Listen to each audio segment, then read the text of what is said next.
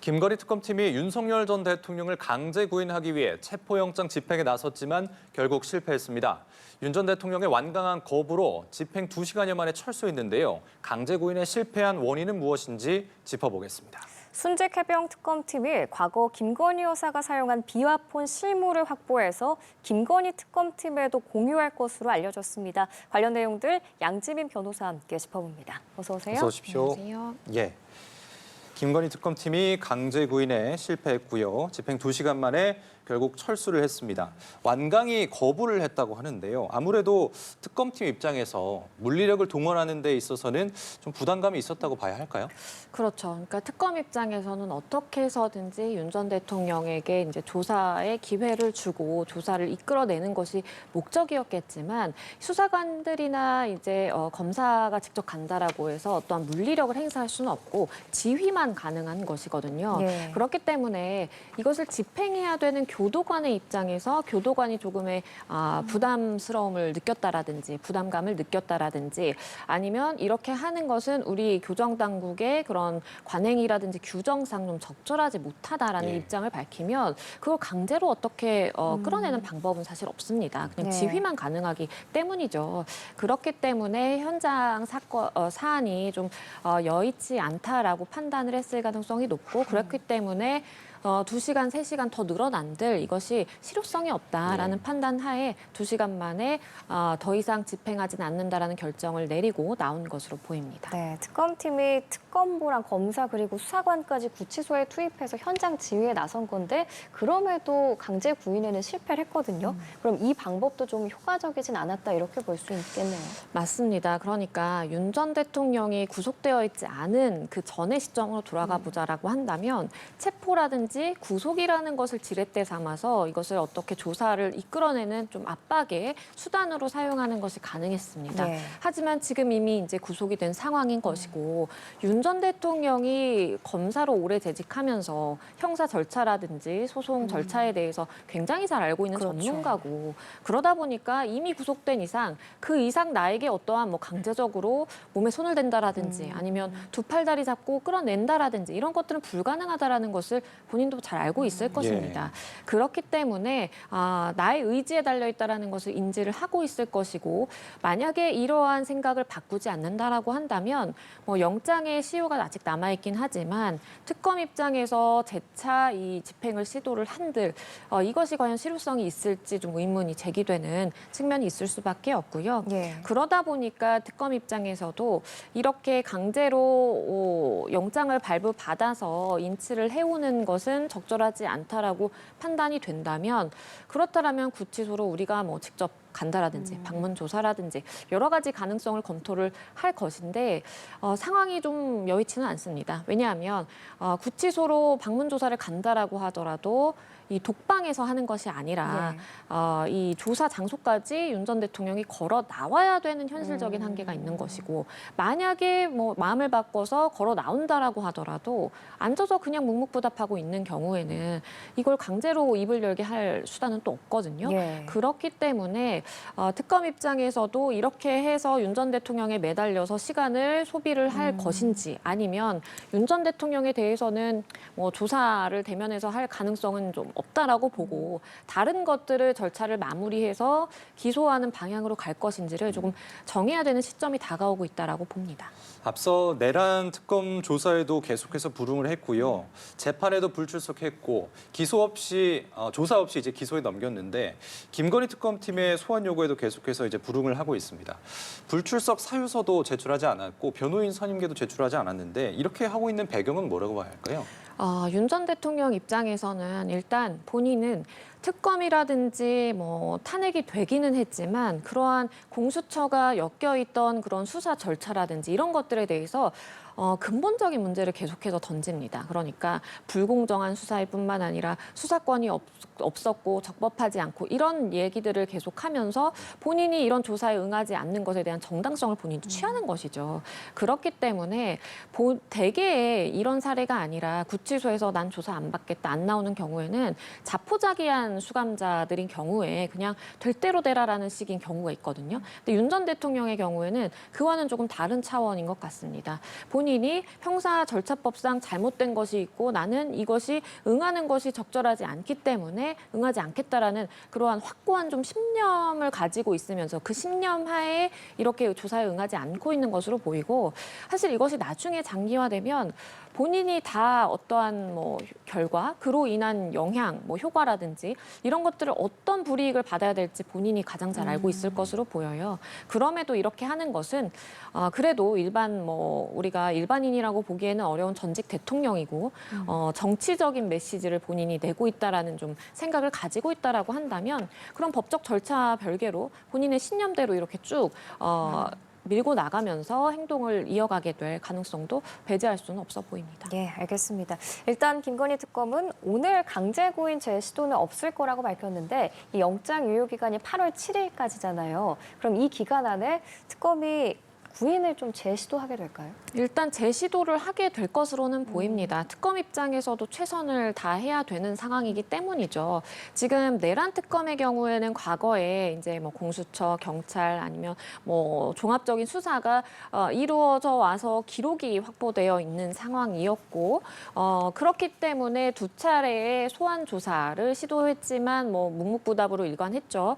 그럼에도 불구하고 자료가 충분했기 때문에 기소를 할 수 있었습니다. 그런데 김건희 특검의 경우에는 지금 김건희 특검에 나와서 윤 전 대통령이 조사를 받은 적 한 번도 없거든요. 예. 그런데 김건희 특검에 사실 이제 만들어진 이유 존재 자체도 김건희 여사에 대한 범죄 혐의라든지 혐의점들을 밝히는 것과 더불어서 윤 전 대통령에 대한 혐의도 긴밀하게 엮여 있어요. 예. 그리고 김건희 여사의 경우에는 뭐 전직 공무원이라든지 그런 신분적인 그 요건이 충족되지 않기 때문에 윤 전 대통령과 공범이라는 것을 입증을 함으로써 자료 수집과 연결고리를 입증해서 기소해야 되는 것이 어떻게 보면 좀 역할이거든요. 예. 그런데 그 핵심 당사자인 윤 전 대통령을 단 한 차례도 조사하지 않고 기소한다라는 것은 특검 입장에서도 조금 공백으로 느끼는 부분일 것입니다. 그렇기 때문에 재차 오늘은 시도하지 않겠지만 영장 그 시효 시간 안에는 충분히 또다시 시도를 하게 될 가능성도 있고요. 뭐 방문 조사도 했고 우리가 이렇게 수차례 교정 당국이 협조를 얻어서 집행하려고 노력했지만 어쩔 수 없다와 한번 해보니까 안 돼서 그냥 기소하겠다라는 것은 또 보는 시각에 따라서 차이가 있을 수가 있기 때문에 네. 아마도 영장이 살아있는 한 그 안에 조금의 다른 차원의 시도는 있을 가능성이 있어 보입니다. 예, 내란 특검팀의 경우에는 여러 차례 또 재시도를 했었고 하지만 이가 무의미하다고 판단을 해서 결국에는 별도 조사 없이 기소를 했고요. 이번 이제 김건희 특검 같은 경우에도 사실상 이제 동일한 과정이 좀 반복되고 있는 것 같아요. 아까도 말씀해 주셨지만 조사가 이루어지더라도 앉아서 정말 아무 말도 안 한다든지 진술 거부권을 쓴다고 한다면 특검팀 입장에서는 앞으로 좀 어떻게 대응을 해야 할까요?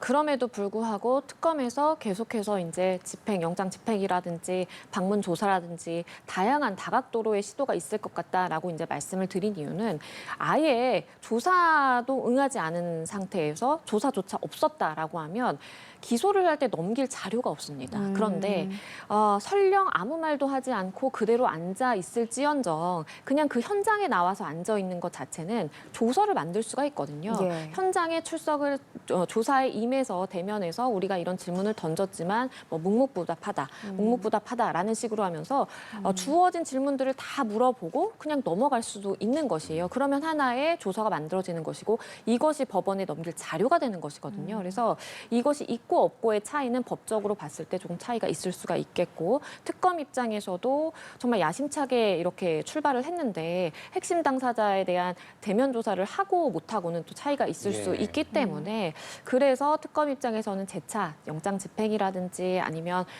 방문 조사라든지 다양한 그 시기라든지 방법에 대해서 좀 조율하는 작업이 필요해 보입니다. 네. 이런 가운데 김건희 특검팀이 이틀 연속으로 정치 브로커로 알려진 명태균 씨를 소환해서 조사 중입니다. 어제는 이제 13시간 정도를 추궁한 걸로 알려졌는데 오늘 또 불렀다는 건 그만큼 명 씨를 통해서 확인할 내용이 많다. 이렇게 해석해 볼 수 있겠죠. 그렇죠. 엮여 있는 당사자, 관계 당사자들도 굉장히 많고 받고 있는 혐의도 여럿입니다. 일단 명태균 씨의 경우에는 뇌물공여의 피의자 신분입니다. 그리고 그뿐만 아니라 정치자금법 위반 혐의도 받고 있는 상황이고, 다들 아시는 것처럼 이제 공천 개입을 했다. 김건희 여사라든지 윤 전 대통령이 공천 개입을 한 그 행위 자체에 대해서 사실관계를 잘 알고 있는 인물이고, 또 무상으로 여론조사를 해줌으로써 그러한 대가를 제공하고 이로써 정치자금법 위반을 저질렀다라는 등의 혐의를 받고 있는 상황이고, 그리고 공천 개입 자체도 한 차례가 아니라 여러 사람에 대한 의혹이 지금 제기되고 있는 상황이기 때문에 네. 특검 입장에서도 13시간 넘는 그러한 조사 시간 확보는 필수적이었다라고 볼 수밖에 없겠고요. 지금 연속해서 이제 소환을 하고 있는 상황인데, 일단 명 씨의 조사에 응하는 입장은 그래도 좀 성실하게 있는 한도 내에서 답변을 하려고 하는 그런 자세를 가지고 있는 것 같습니다. 이번 연속으로 소환하는 두 차례에 보다 더 많은 횟수에 걸쳐서 소환될 가능성이 충분히 있겠고요. 일단은 본인이 가지고 있는 자료라든지 그리고 아는 선에서 성실하게 대답을 하겠다라고 명 씨도 밝히고 있는 상황입니다. 예. 눈길을 끄는 게 이제 명 씨의 주장인데요. 지금 공천 개입 의혹에 사실상 이제 열세가 될 인물이라고 지목한 게 국민의힘 윤상현 의원입니다. 윤상현이 가장 잘 알아 이렇게 말을 했는데요. 이 지목한 근거가 분명히 있을 거란 말이죠. 어떤 이야기들을 했나요?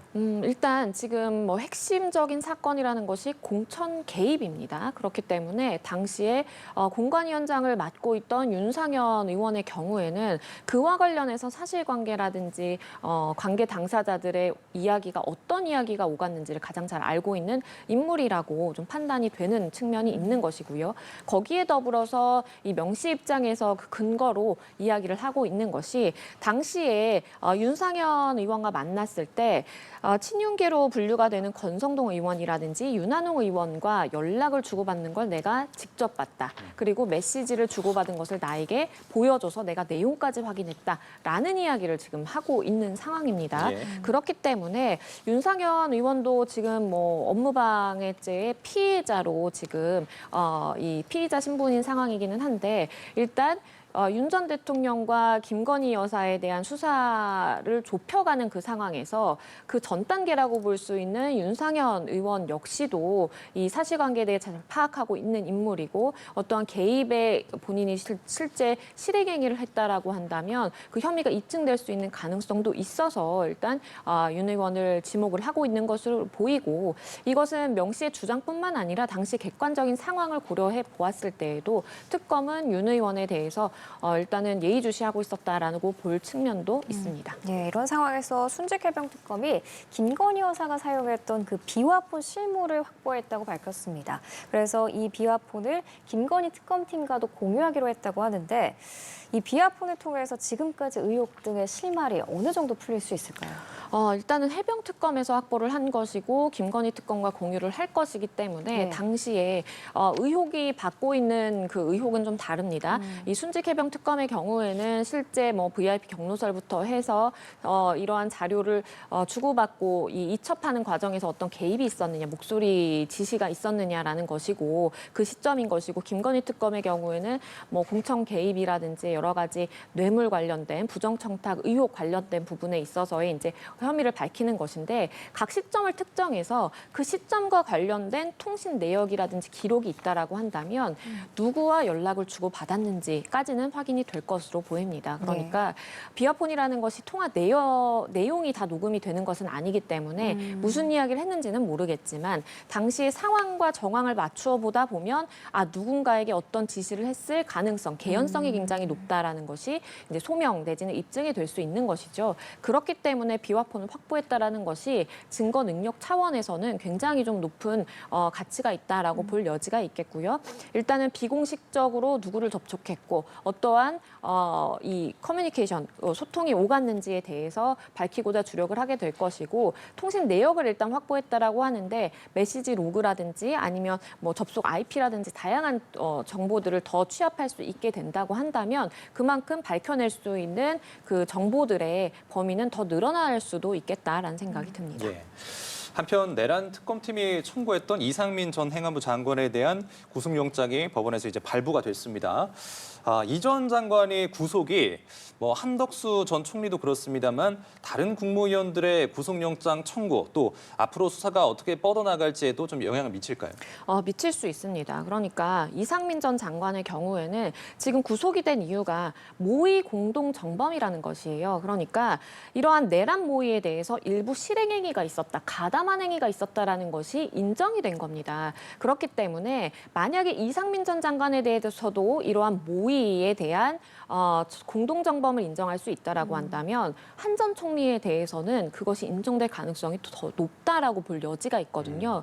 두 사람의 역할 관계라든지 아니면 그 직위상의 이제 고하를 비교를 해보더라도 사실 그 당시의 정부 수집력이라든지 실행행위에 있어서의 범위가 한 전 총리가 더 높다라고 볼 수가 있기 때문에 사실 이상민 전 장관이 구속이 됐다라는 것은 한 전 총리에 대해서도 수사망이 좁혀오고 있다라는 해석이 가능한 것이고요. 일단 이상민 전 장관의 경우에는 개헌 문건 작성이라든지 실행 단계에 어떤 모종의 개입이 있었고 그리고 이것에 따라서 본인이 실제 실행에 착수는 있었는지는 모르겠지만 적어도 모의에는 가담을 했다라는 것입니다. 그렇기 때문에 이러한 이 사례가 주는 예상해 볼 수 있는 결과는 이상민 전 장관과 비슷한 역할을 한 다른 국무위원들이라든지 다른 관계 당사자들에 대해서도 영장 발부의 가능성은 높아졌고 그리고 내란 모의에 대한 그 공동정범에 대한 부분이 소명이 어느 정도 됐다라는 부분이기 때문에 굉장히 방어를 하는 입장에서는 좀 불리하게